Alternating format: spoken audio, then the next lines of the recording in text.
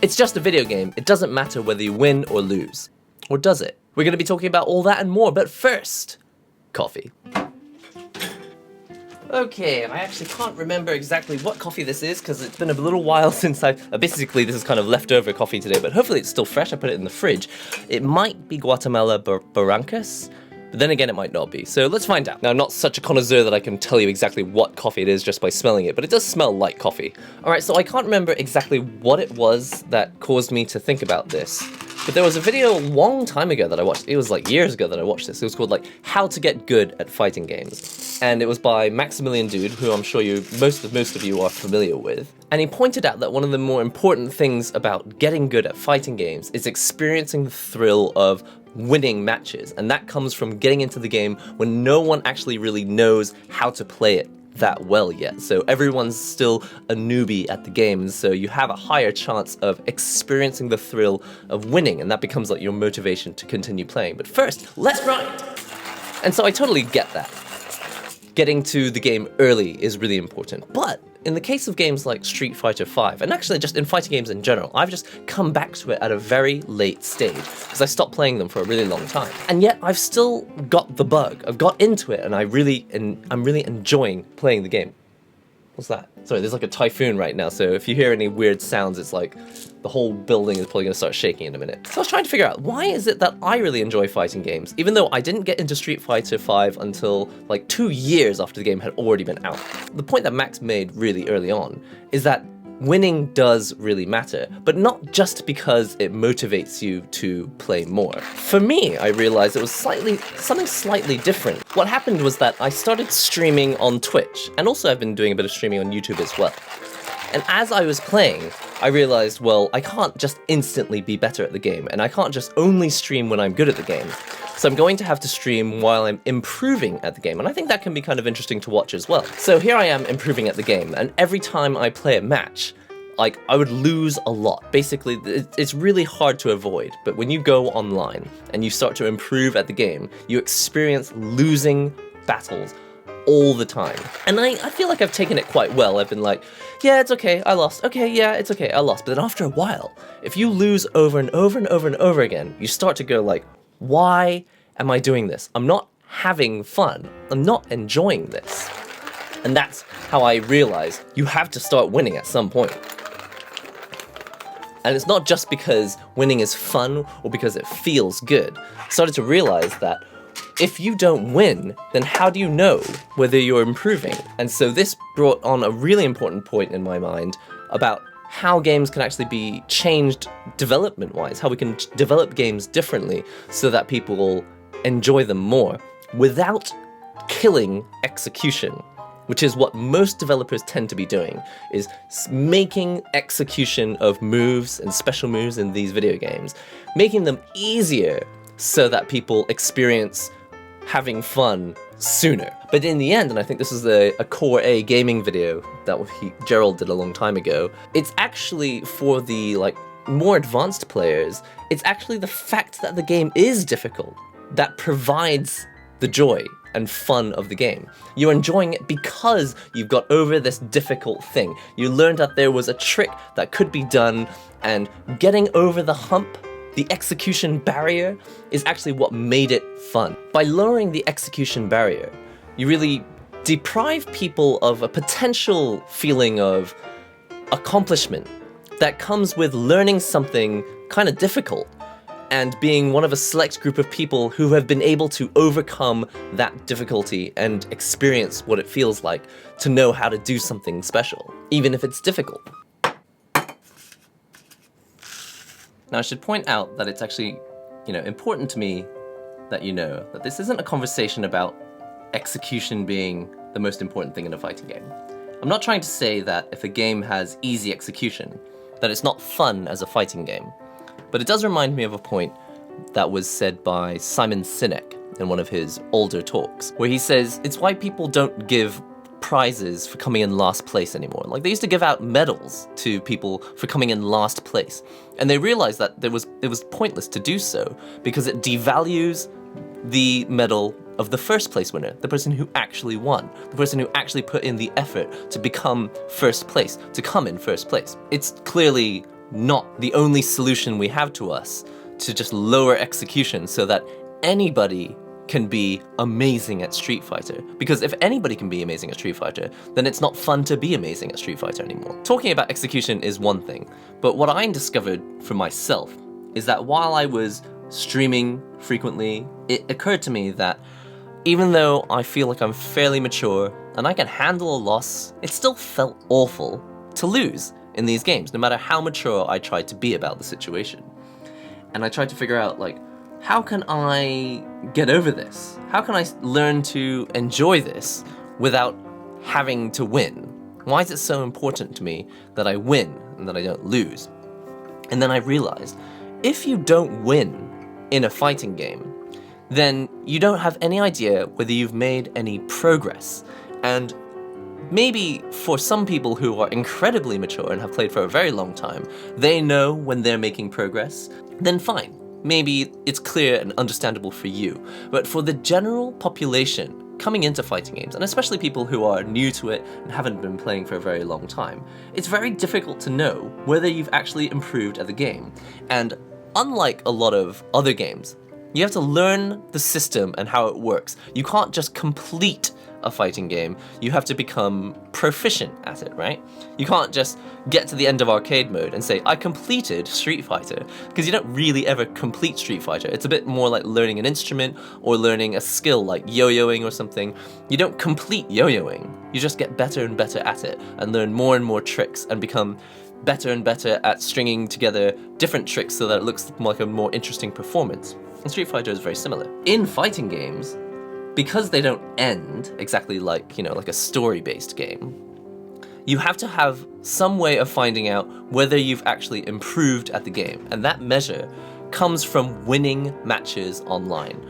And if you don't win the match, then you feel that no matter how many hours you put into practicing your combos, practicing your defense, practicing your offense, if you don't win, then it feels like you didn't learn anything at all.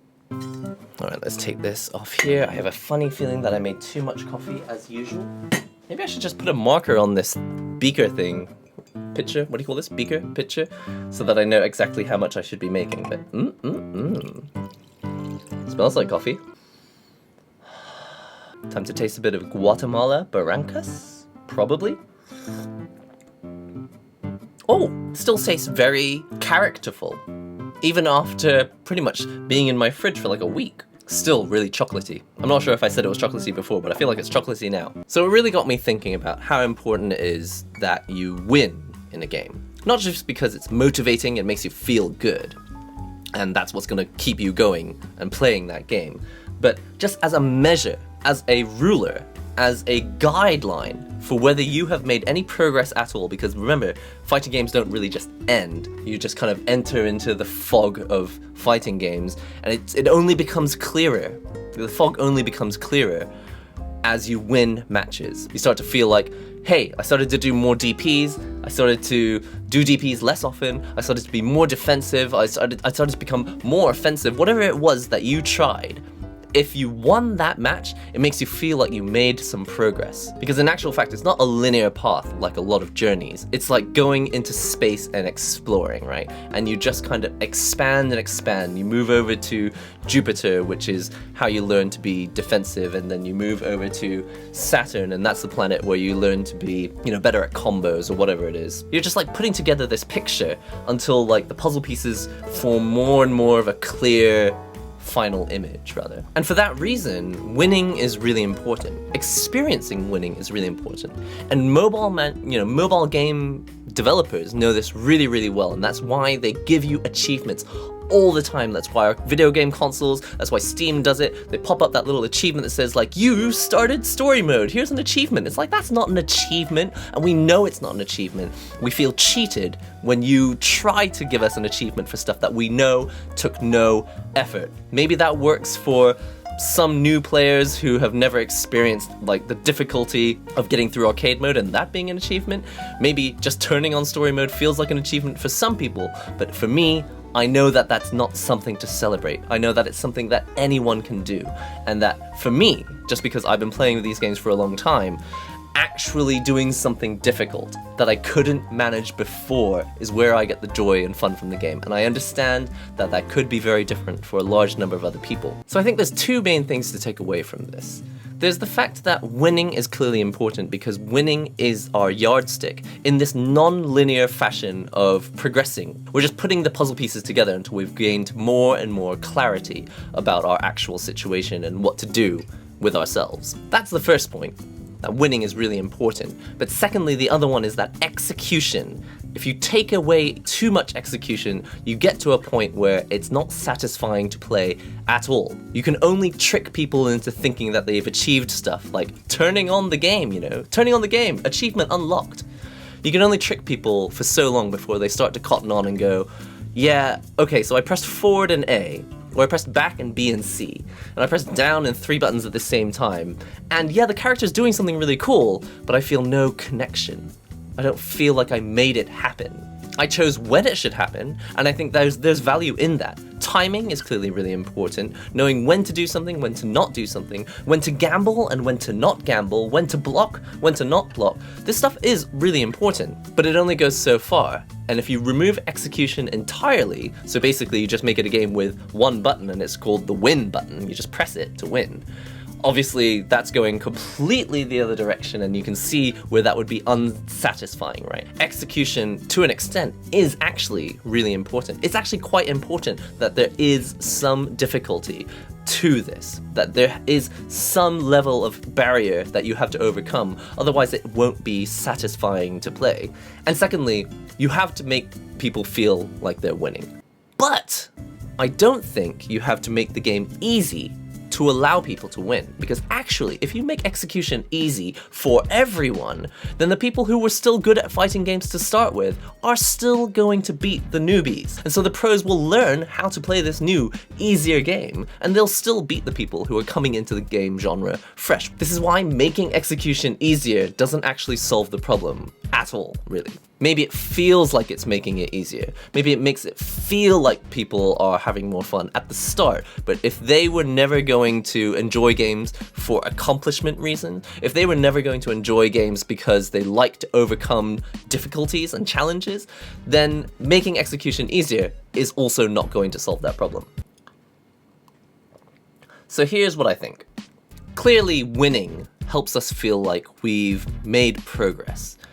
But winning doesn't have to be the only way that you can make your gamers feel, your players, your consumers, the people who are paying money for your product. Clearly there are other ways to make them feel like they've made progress. If you had some way to display the stats at the end of a fight and make people feel like they had still progressed in some other way that wasn't winning the whole match, then it would be more clear to them that when they played this match and they lost, there was still some benefit to playing the match at all. Because right now, if you win a match, you feel like you progressed. And if you lose the match, you feel like you made no progress at all. Now, it's not true. You probably did make a lot of progress, but it doesn't feel that way. So much like you get in football or soccer games, like during the match, you have all the statistics, right? And you have like players and how many goals they've scored in this game. You see how many goals they've scored in the whole season. You see how many goals they've scored in their entire sports career.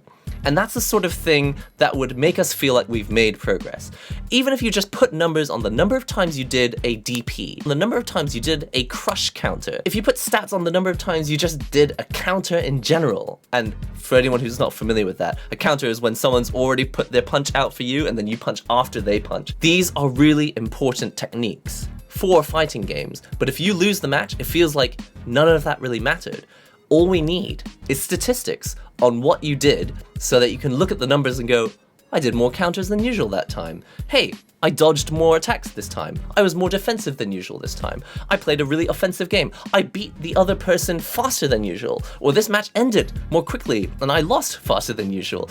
All of these stats could be really important. And then the player could decide for themselves which stats were more important to them. Things like using a backdash to just get out of the way and dodge a move or something. Things like the number of times you used a super combo in a round, that would tell you more about whether you were being efficient with your resources. Because if you use like a super at the beginning of the round, it means that you have more time to build up that meter and do another super during that round, and obviously supers take up loads of damage, and if you also get like a raw super, it does more damage. But if you start your combos with light attacks, there's like combo scaling, there's like damage scaling. What I'm trying to say is games could give us the feeling of progress in so many other ways than just winning. But right now, just because of the way that fighting games have progressed to the way they are today, the focus has completely been on winning. So you really can't blame people for feeling incredibly salty when they lose, because they're like, I played so hard, I played so well, but the other person used Abigail and now I feel like a failure. That's why people get salty about certain characters who they think are cheap. They know that they put in all of the effort required, and that if they had been playing against another character, maybe they would have won. But if they had the stats at the end, they could go, okay, look, I lost, you used Abigail, but check it out, I used 3 supers in that set, I used tons of comeback mechanics, I used loads of backdashes, I blocked so many moves, I won in so many clutch situations, and I think we have the artificial intelligence and the computing power to analyze matches on the fly that I think games could tell us this information immediately, so that right at the end of the match you go, okay, I lost, but it wasn't a waste of time. I hope when I edit this it makes sense, otherwise this will have been a waste of time. Anyway, thank you very much for sharing this coffee with me. This is a topic that I feel very passionate about, because I want as many people to be able to enjoy the feeling of accomplishment that I get when I overcome challenges in games. It's what I really enjoy, but when I show video games, when I show fighting games to other people, it's very difficult to get my friends on board, because it takes a long time before you finally realize these things for yourself, about finding these mini little victories for yourself, but you have to find out which ones really matter to you, and I think that statistics at the end of matches could really help. If you're a developer of video games yourself, I hope you found this advice useful. Don't forget to comment, subscribe, share the links and all that great stuff, and I'll see you in the next NihongoGamer video, or stream, or in real life, or wherever it is I see you. See ya.